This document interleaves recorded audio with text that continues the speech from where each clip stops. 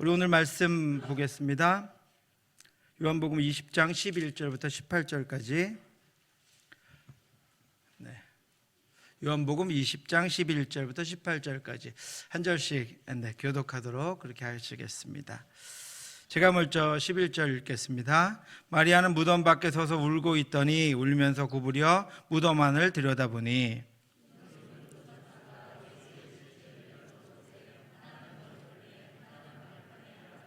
천사들이 이르되 여자여 어찌하여 우느냐. 이르되 사람들이 내 주님을 옮겨다가 어디 두었는지 내가 알지 못함이니이다.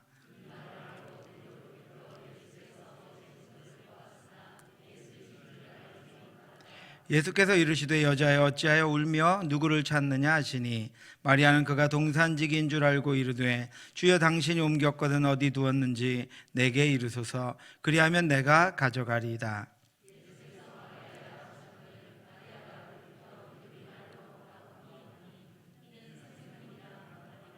예수께서 이르시되 나를 붙들지 말라. 내가 아직 아버지께로 올라가지 아니하였노라. 너는 내 형제들에게 가서 이르되 내가 내 아버지 곧 너희 아버지 내 하나님 곧 너희 하나님께로 올라간다 하라 하시니 막달라 마리아가 가서 제자들에게 내가 주를 보았다 하고 또 주께서 자기에게 이렇게 말씀하셨다 이르니라. 아멘. 김형준 목사님이 쓰신 지금 선택해야 할 것들이라는 책에 이런 글이 있습니다. 어떤 보석상에 강도가 들었습니다. 이 강도는 이상하게 아무런 보석도 가지고 가지 않았습니다. 단지 그 강도가 한 일은 보석 아래에 적어놓은 가격표를 바꿔놓은 것입니다. 고가의 보석에는 훨씬 싼 값의 가격표를 붙여놓았고 값싼 보석에는 고가의 가격표를 붙여놓았습니다. 주인이 며칠 후에 주인이 알아차렸을 때는 이미 모든 귀한 보석들이 싼 값에 다 팔리고 난 후였습니다. 바로 사탄이 하는 일이 이것입니다. 사탄이 우리의 삶에 들어와서 우리 인생의 중요한 것들의 가격표를 바꿔놓습니다. 무엇이 최상의 가치를 가졌는지, 무엇이 정말 하찮은 것인지를 다 바꾸어 놓는 것입니다. 우리는 그동안 인생을 걸만하다며 쫓아온 가치가 아닌 우리에게 정말 진정하고 소중한 가치를 하나님의 말씀을 통해서 되찾아야 합니다. 여러분, 구원이 얼마나 큰 은혜입니까? 내가 하나님의 자녀로 이 땅을 살아가는 일상이 말할 수 없는 하나님의 축복입니다. 우리는 무엇이 하나님의 뜻인지를 분별할 줄 아는 지혜와 분별력을 가져야 합니다. 하나님이 기뻐하시는 것을 선택해서 우리의 인생을 리셋해야 합니다. 사탄이 나도 모르게 내 삶에 들어와서 바꿔치기 한 가격표를 원래대로 되돌려 놓아야 합니다. 사랑하는 성도 여러분, 지금 내가 가치 있는 것이라고 중요하게 여기면서 시간과 노력을 쏟은 것들의 가격표가 하찮은 것들이라면 나중에 후회해도 아무 소용이 없을 것입니다. 되돌릴 수도 없을 것입니다. 우리를 창조하신 영원하신 하나님으로부터 온 진정한 가치 있는 것들에 우리의 소중한 것들을 투자해서 사라지지 않는 진정한 가치를 간직하며 누리며 살아가는 저와 여러분들 되시기를 주님의 이름으로 축원합니다. 요한은 요한복음 20장 마지막 부분에 요한복음을 기록한 목적을 우리에게 알려주고 있습니다. 예수께서 제자들 앞에서 이 책에 기록되지 아니한 또 다른 표적도 많이 행하셨으나 오직 이것을 기록함은 너희로 예수께서 하나님의 아들 그리스도이심을 믿게 하려 하며 또 너희로 믿고 그 이름을 힘입어 생명을 얻게 하려 함이라. 요한복음이 기록된 두 가지 목적이 있는데, 하나는 예수님이 하나님의 아들 그리스도이심을 알게 하는 것이고, 또 하나는 믿고 예수 그리스도의 이름을 힘입어서 생명을 얻게 하는 것이다 라고 말씀하고 있습니다. 첫 번째는 제자들이 예수님이 하나님의 아들 그리스도임을 믿게 하려는 것입니다. 오늘 저와 여러분들이 예수님이 하나님의 아들 그리스도이심을 믿게 하려고 요한이 요한복음을 기록했습니다. 예수 그리스도가 하나님의 아들이심을 믿는다고 하는 것은 예수 그리스도를 보내신 분이 하나님이시라는 것과 하나님의 구원의 성취를 위해서 예수 그리스도가 이 땅에 오셨다는 것을 믿는 것입니다. 그 믿음을 통해서 제자들, 오늘 저와 여러분들이 예수 그리스도의 모든 말씀과 행하신 일들이 하나님의 말씀이심을 깨달아 알고 우리를 부르시고 세우신 분이 하늘의 하나님이심을 깨달아서 부르심을 받은 이후로부터는 하나님의 자녀의 삶을 이 땅 가운데 살게 하려고 하신 것입니다. 요한복음은 제자들에게 예수님이 하나님의 아들 그리스도이심을 믿는 믿음의 생활을 잘 유지하며 이 땅을 살아갈 수 있도록 하기 위해서 기록되었습니다. 그래서 요한은 이 예수 그리스도에 대해서 여러 번 소개하고 있습니다. 요한은 자신의 이야기만 하면 이 부족할까봐 세례 요한의 증거를 우리에게 소개하고 있습니다. 요한이 또 증언하여 이르되 내가 보매 성령이 비둘기같이 하늘로부터 내려와서 그의 위에 머물렀더라. 나도 그를 알지 못하였으나 나를 보내어 물로 세례를 주라 하신 그 이가 나에게 말씀하시되 성령이 내려서 누구 위에든지 머무는 것을 보거든 그가 곧 성령으로 세례를 베푸신 이인 줄 알라 하셨기에 내가 보고 그가 하나님의 아들이심을 증언하였노라 하니라. 세례 요한이 요한복음을 통해서 예수님이 하나님의 아들이다라고 증언한 것을 요한이 기록하고 있습니다. 그뿐이 아니라 나다나엘의 고백도 증언합니다. 나다나엘이 대답하되 랍비여 당신은 하나님의 아들이시요 당신은 이스라엘의 임금이로소이다. 또 예수님도 이렇게 말씀하셨습니다. 내가 진실로 진실로 너희에게 이르노니 내 말을 듣고 또 나 보내신 이를 믿는 자는 영생을 얻었고 심판에 이르지 아니하나니 사망에서 생명으로 옮겼느니라. 진실로 진실로 너희에게 이르노니 죽은 자들이 하나님의 아들의 음성을 들을 때가 오나니 곧 이때라. 듣는 자는 살아나리라. 아멘. 예수님은 유대인들에게도 또 자신을 증거해 주셨습니다. 하물며 아버지께서 거룩하게 하사 세상에 보내신 자가 나는 하나님의 아들이라 하는 것으로 너희가 어찌 신성모독이라 하느냐. 만일 내가 내 아버지의 일을 행하지 아니하거든 나를 믿지 말거니와 내가 행하거든 나를 믿지 아니할지라도 그 일은 믿으라. 그러면 너희가 아버지께서 내 안에 계시고 내가 아버지 안에 있음을 깨달아 알리라 하시니. 이처럼 요한은 수많은 증언들을 통해서 예수님이 하나님의 아들 그리스도이심을 증거했습니다. 이처럼 요한복음은 예수님이 하나님의 아들 그리스도인 것을 우리로 믿게 하고 그것이 일시적인 믿음이 아니라 그 믿음으로 우리가 세상을 이기며 살아갈 수 있도록 하시기 위해서 기록한 하나님의 말씀입니다. 또 요한복음은 예수 그리스도를 믿고 그 이름을 힘입어 생명을 얻게 하려고 기록했다라고 말씀하고 있습니다. 영생은 곧 유일하신 참 하나님과 그가 보내신 자 예수 그리스도를 아는 것이니이다. 이렇게 예수님이 말씀하시며 기도하신 것처럼 요한복음을 통해서 하나님과 예수 그리스도를 알므로 말미암아 하나님 안에 있는 영생이 예수님을 믿는 바로 우리들의 것이고 또 내가 그 영생을 가지고 있는 소유한 자임을 알고 끝까지 믿음을 지키며 살아가게 하기 위해서 요한복음을 기록했습니다. 이런 목적을 가지고 요한복음이 기록되어 전해진 것은 예수님을 통해서 성취된 구원을 막을 수 없었던 사탄이 우리의 믿음을 흔들어서 우리에게 그 구원의 은혜가 임하지 못하도록 하기 위한 일들이 지금도 계속해서 일어나고 있기 때문입니다. 그 사탄의 속임수와 사탄의 흔듦으로부터 제자들을, 저와 여러분들 지켜내기 위해서 요한은 요한복음을 기록하고 우리가 그 믿음 가운데 있도록 하셨습니다. 예수님께서도 십자가를 지시기 전에 우리들이 놓여있는 세상에 대해서 말씀하시면서 당부해 주신 적이 있습니다. 세상이 너희를 미워하면 너희보다 먼저 나를 미워한 줄 알라. 너희가 세상에 속하였으면 세상이 자기의 것을 사랑할 것이나 너희는 세상에 속한 자가 아니요 도리어 내가 너희를 세상에서 택하였기 때문에 세상이 너희를 미워하느니라. 내가 너희에게 종이 주인보다 더 크지 못한다는 말을 기억하라. 사람들이 나를 박해하였은즉 너희도 박해할 것이요 내 말을 지켰은즉 너희 말들도 지킬 것이라.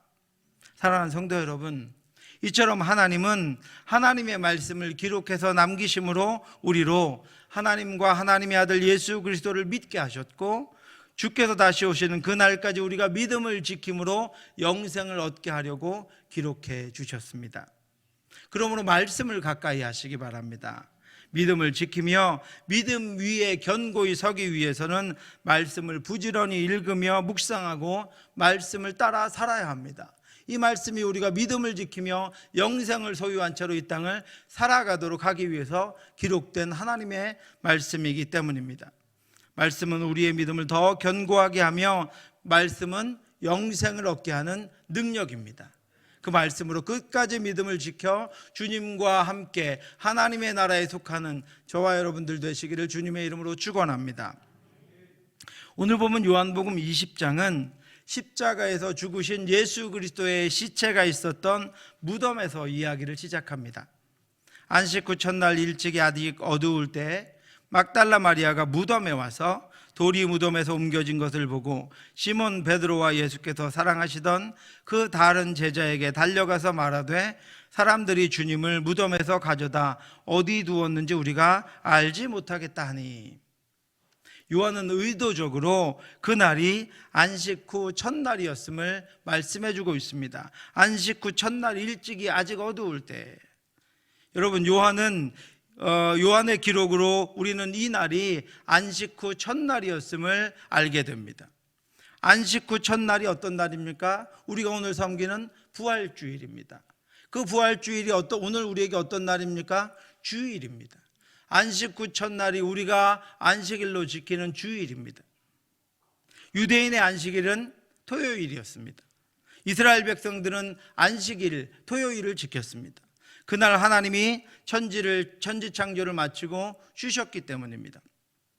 인간은 하나님의 창조의 완성을 기뻐하면서 그 완성 속에서 피조물인 인간이 창조되었음을 감사하는 안식일을 지킴으로 하나님이 나를 창조하셨고 그 하나님이 살아계시며 우리 인생을 주관하시는 분을 고백해 왔습니다. 그리고 그것을 한 번 고백하는 것이 아니라 매 안식일마다 고백함으로 창조주이신 하나님을 기억하고 그 하나님의 통치 안에서 살아왔습니다. 그런데 타락으로 말미암아 인간은 온전한 안식을 누릴 수 없게 되었습니다. 그래서 하나님은 예수 그리스도를 이 땅에 보내셔서 죄가 있던 자들을 구원해내시고 예수의 보혈로 새로운 백성, 새로운 나라를 만드셨습니다. 하나님의 나라를 예수 그리스도의 보혈로 말미암아 모든 죄가 다 씻기고 구원받은 백성들을 통한 새로운 하나님의 나라를 세우셨습니다. 예수 그리스도의 부활은 인류가 사망 권세를 깨고 새로운 생명을 부여받은 시작을 이룬 그런 날입니다. 그래서 부활절은 기독교 역사상 최초로 주일이 시작되는 시점이며 첫날입니다. 그래서 요한은 예수님이 부활하신 이 날을 안식 후 첫날이다 라고 오늘 사건의 제일 처음에 기록해 놓았습니다. 요한은 감격적으로 그 첫날을 기록했지만 여러분, 당시의 상황은 그렇게 흘러가지 않았습니다. 자정이 막 지나 아직 어두울 때 막달라 마리아가 무덤을 찾아갔습니다. 그는 안식일 중에도 십자가에 죽으신 예수님의 시신이라도 보기 위해서 긴 밤을 기다렸습니다. 아마 밤새워 안식일이 끝나기를 기다렸을 것입니다. 그녀는 그만큼 예수 그리스도를 사랑했습니다. 그녀는 7 귀신 들렸던 여인이었습니다. 예수님은 그녀를 사로잡고 있었던 귀신을 쫓아내 주셨습니다. 그리고 그녀는 하나님을 새로운 주인으로 모셨습니다. 그녀는 예수를 통해서 자신을 사로잡고 있던 악한 것들의 영향력에서 벗어났고 새로운 생명을 주신 예수 그리스도가 진정한 구세주임을 믿었습니다. 그래서 그녀는 다들 아직 예수님이 죽음 가운데 충격에서 벗어나지 못했던 그 어두운 시간에 예수님의 무덤을 찾아왔습니다. 그런데 무덤을 막고 있어야 할 돌이 굴려져 있었습니다. 그리고 무덤을 지키고 있어야 할 병사들이 보이지 않았습니다. 마태는 이 부분에서 예수 그리스도가 부활했음을 이미 우리에게 알려줍니다. 큰 지진이 나며 주의 천사가 하늘로부터 내려와 돌을 굴려내고 그 위에 앉았는데 그 형상이 번개 같고 그 옷은 눈같이 희거늘 지키던 자들이 그를 무서워하여 떨며 죽은 사람과 같이 되었더라. 마태는 천사들을 등장시키므로 예수님이 부활하셨음을 보여주고 있는데, 요한은 그 부분을 기록하지 않으므로 당시 예수님을 따르던, 가장 가까이에서 예수님을 따르던 이들이 예수님의 부활을 어떻게 여기고 있는지를 우리에게 알 수 있도록 보여주고 있습니다. 먼저 마리아는 급히 베드로와 요한에게 달려갑니다. 그리고 이렇게 말합니다. 사람들이 주님을 무덤에서 가져다가 어디 누웠는지 우리가 알지 못하겠노라. 예수님의 시신이라도 보기 위해서 안식일이 지나자마자 어두운 밤을 헤치고 무덤에 달려왔던 마리아는 예수님의 부활을 믿지 않았습니다. 그녀는 제자들에게 예수님의 시신을 사람들이 가져갔다라고 그렇게 이야기했습니다. 마리아는 예수 그리스도의 부활을 기대하고 무덤으로 달려간 것이 아니라 예수 그리스도에 대한 추억과 연민 때문에 무덤으로 달려간 것이었습니다. 그녀의 행동과 말에는 예수 그리스도의 부활의 가능성을 전혀 찾아볼 수 없습니다. 마리아만 그런 것이 아닙니다. 마리아의 이야기를 듣고 제자들도 무덤으로 달려갔습니다. 베드로와 그 다른 제자가 나가서 무덤으로 갈새 둘이 같이 다름질하더니 그 다른 제자가 베드로보다 더 빨리 달려가서 먼저 무덤에 이르러 구부려 세마포 놓인 것을 보았으나 들어가지는 아니하였더니 시몬 베드로는 따라와서 무덤에 들어가서 보니 세마포가 놓였고 또 머리를 쌌던 수건은 세마포와 함께 놓이지 않고 딴 곳에 쌌던 대로 놓여 있더라. 그때야 무덤에 먼저 갔던 그 다른 제자도 들어가 보고 믿더라. 제자들은 급하게 움직입니다. 사태가 심상치 않다고 판단했기 때문입니다. 누군가가 예수님의 시신을 가져갔다고, 도둑질했다고 생각했기 때문입니다. 무덤에 도착한 제자들은 옮겨진 돌과 빈 무덤을 보았습니다. 그리고 무덤 안에서 예수님의 시신을 감쌌던 세마포와 머리를 감쌌던 수건을 보았습니다. 옮겨진 돌, 빈 무덤, 주인 없는 세마포, 주인 없는 수건도 다 부활의 증거물이었습니다. 제자들은 어렴풋이 부활의 가능성을 깨달았습니다. 증거가 보였기 때문입니다. 마리아의 말처럼 누군가가 시신을 옮겼다면 세마포도 수건도 없어야 했습니다. 돌도 막혀 있어야 했습니다. 예수님의 부활의 증거가 너무 정확하게 그곳에 남아 있었지만 그들은 예수 그리스도가 부활하셨음을 분명하고 정확하게 깨닫지 못하고 있었습니다. 29절과 30절에 이렇게 말씀합니다. 그들은 성경에 그가 죽은 자 가운데서 다시 살아나야 하리라 하신 말씀을 아직 알지 못하더라. 이에 두 제자가 자기들의 집으로 돌아가니라. 그들은 모두 부활하신 예수 그리스도의 증거를 분명히 보고도 아직 사망이 지배하고 있는 자신들의 세계로 돌아갑니다. 우리도 자주 부활의 생명을 떠나서 사망이 지배하는 자리로 돌아갑니다. 우리도 자주 하나님의 약속을 떠나서 현실로 돌아갑니다. 말씀은 우리의 머릿속에 있는데 우리의 발은 현실 속에서 헤매고 다니고 있습니다. 우리도 자주 생명과 지혜와 능력과 소망의 증거를 우리 손에 들고도, 하나님의 말씀을 우리 손에 들고도 빈 마음으로 터벅터벅 삶으로 돌아갑니다. 부활을 잊고 있기 때문입니다. 부활이 없는 신앙은 마리아와 같이 밤새도록 주님을 그리워해도 고통스러운 인생입니다. 부활이 없는 신앙은 새벽같이 주님을 찾아도 허전한 인생입니다. 부활이 없는 신앙은 베드로와 요한과 같이 급하게 주님이 계신 곳을 찾아 달려가도 다시 사망이 지배하는 집으로 돌아가는 인생입니다. 사랑하는 성도 여러분, 예수님은 사망 권세를 이기고 부활하셨습니다. 무덤 문을 열고 부활하셨습니다.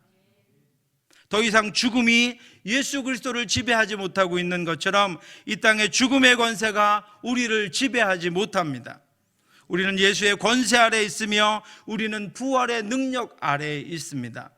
예수께서 이르시되 나는 부활이요 생명이니 나를 믿는 자는 죽어도 살겠고 무릇 살아서 나를 믿는 자는 영원히 죽지 아니하리니 이것을 내가 믿느냐.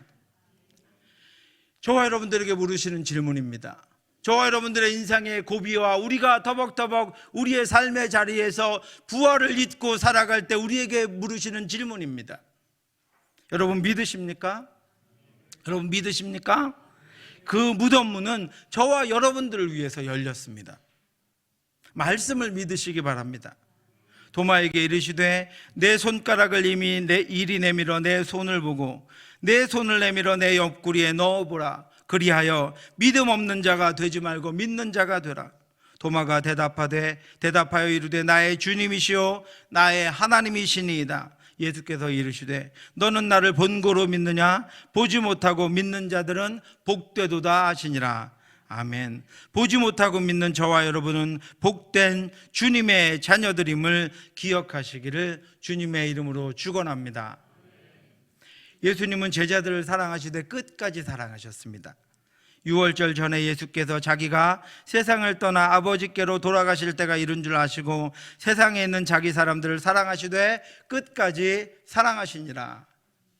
예수님이 부활하심을 믿지 못하고 예수님을 이전까지 너무나도 사랑했으나 빈 무덤을 찾아 울고 있는 마리아와 그 여인들, 빈 무덤을 찾아 헤매이다가 다시 각자 자신의 집으로 돌아가 버린 부활 없는 삶을 살아가고 있는 그 제자들 예수님은 그냥 두지 않으셨습니다. 끝까지 사랑하셨습니다. 그래서 예수님은 부활을 믿지 못하던 마리아와 확신이 없던 제자들을 찾아가십니다. 부활하시고 그 제자들을 다시 찾아가십니다. 그리고 마침내 예수님의 빈 무덤 안에서 세마포와 수건을 보고도 그것이 말씀의 성취임을 분명하게 깨닫지 못했던 베드로와 요한도 예수님을 사랑하여 동트기 전에 어두울 때 예수님의 무덤을 찾았던 마리아와 여인들도 예수님을 직접 만져보지 않으면 믿지 못하겠다고 하던 도마도 예수님의 부활을 믿게 됩니다. 그리고 예수님의 부활의 증인이 되어서 살아가게 됩니다.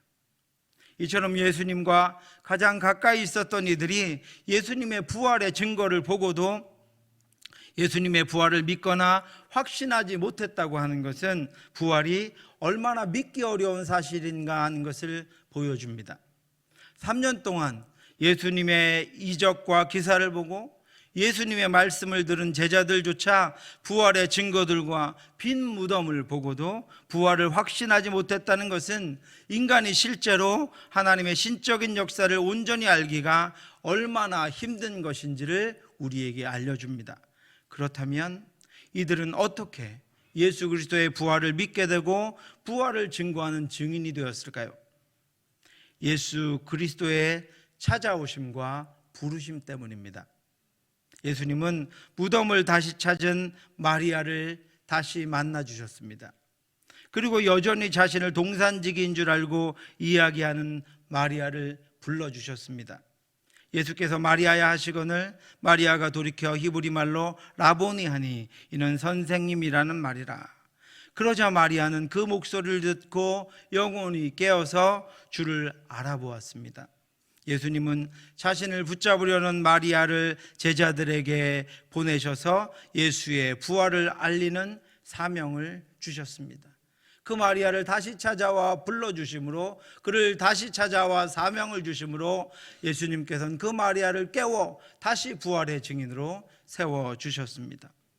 이어서 예수님은 유대인들이 예수의 시체를 감춰두고 어떤 일을 꾸미는 줄 알고 문을 닫아 걸고 숨어 지내는 제자들을 찾아가 그들을 또 만나 주셨습니다. 이날 곧 안식 후 첫날 저녁 때에 제자들이 유대인들을 두려워하여 모인 곳의 문들을 닫았더니 예수께서 오사 가운데 서서 이르시되 너희에게 평강이 있을지어다. 그 두려워하는 제자들 다시 가서 만나셔서 그들을 다시 세우시고 일으키십니다. 왜요? 예수님은 그들을 끝까지 사랑하셨기 때문입니다. 뿐만 아니라 예수님은 제자들의 증언에도 불구하고 여전히 부활에 대한 불신을 드러내고 있는 도마도 찾아가서 만나셨습니다. 도마에게 이르시되 내 손가락을 이리 내밀어 내 손을 보고 내 손을 내밀어 내 옆구리에 넣어보라. 그리하여 믿음 없는 자가 되지 말고 믿는 자가 되라. 그리고 그의 고백을 받아내셨습니다. 그렇게 제자들이 세상의 공포와 두려움에서 깨어나 부활하신 주님을 믿을 수 있었던 것은 주님이 그들을 찾아오셨기 때문입니다. 주님이 그들을 불러주셨고 그들을 만나주셨기 때문입니다. 그래서 그들은 부활의 확신과 증거를 가지고 부활의 증인이 되어서 복음의 시대를 열어갔습니다. 부활의 신앙은 제자들의 영적인 능력이나 깨달음에 의한 것이 아니었습니다. 부활하신 예수 그리스도의 부르심과 찾아오심 때문이었습니다. 이처럼 부활의 신앙은 하나님의 전적인 은혜입니다. 제자들이 마침내 부활을 믿은 것은 우리를 위해 육신을 입고 오셔서 십자가를 지고 죽으신 예수 그리스도가 찾아오셔서 우리를 만나주시고 부르셨기 때문입니다. 내가 부활이 믿어진다면, 그 부활이 확신되어진다면 그것은 나를 부르시고 택하셔서 나를 위해 죽으시고 부활하신 주님이 나를 불러주신 확실하고 전적인 은혜입니다. 여러분, 부활이 믿어지십니까? 부활이 확신되어지십니까? 그러면 하나님이 나를 택하셨고 나를 부르셨고 나를 만나주셨고 나와 함께 하신다는 증거입니다. 하나님의 은혜입니다. 마리아는 제자들에게 달려가서 부활하신 주님을 증거합니다. 막달라 마리아가 가서 제자들에게 내가 주를 보았다 하고 또 주께서 자기에게 이렇게 말씀하셨다 이러니라. 사랑하는 성도 여러분, 이제 부활의 증인이 되시기 바랍니다. 나를 위해 죽으시고 나를 위해 다시 사셔서 사망 권세를 이기신 주님을 마리아와 같이 그 무덤에서 울며 슬퍼하는 것이 아니라 일어나 나아가서 내가 주를 보았다고 증언하시길 바랍니다. 그 능력으로 살아가시기 바랍니다. 우리 모두 부활의 산증인이 되어서 다시 사신 예수 그리스도를 우리의 삶으로, 우리의 전도함으로 증거하는 저와 여러분들 되시기를 주님의 이름으로 축원합니다. 기도하겠습니다. 사랑의 하나님 아버지, 은혜를 감사합니다. 주의 하나님, 우리에게 오셔서 우리를 택하시고 불러주시고 부활의 증인되게 인도하심을 감사합니다. 마르다가 주님을 만나고 무덤에서 일어나 그 슬퍼하던 눈물을 닦고 나아가 제자들에게 내가 주를 보았다라고 증거한 것처럼, 하나님 부활의 증인이 된 것처럼 주여 우리의 부활 없는 삶에서 우리를 일으켜 주시옵시고 부활 없는 사망의 권세에서 우리를 세워주시옵시고 이제 일어나 내가 주를 보았다, 주님이 나에게 영생을 주셨고 주가 나를 구원하셨다고 증거하는 부활의 증인으로 이 땅을 살아갈 수 있도록 인도하여 주시옵소서. 다시는 무덤으로 나아가지 않게 하여 주옵소서. 주님 없는 곳에서 고통스러워하며 슬퍼하지 않게 하여 주시옵시고 주님과 부활의 삶을 살아가는 저희들이 될 수 있도록 인도해 주시옵소서. 모든 말씀 예수님 이름으로 기도드렸사옵나이다. 지금은 우리 주 예수 그리스도의 은혜와 우리를 사랑하시는 하나님의 크고 넓으신 사랑하심과 성령의 교통하심이 우리를 위해 죽으시고 다시 살아나셔서 우리를 이 땅 가운데 부활의 증인으로 세우시고 부활의 삶을 살도록 인도하신 그 부활의 신앙을 가지고 능력 있게 살아가기를 원하는 사랑하는 성도들 머리 위에 이 자리에 함께 참여한 우리 주일학교 학생들 위해 지금부터 영원토록 함께 있을지어다. 아멘.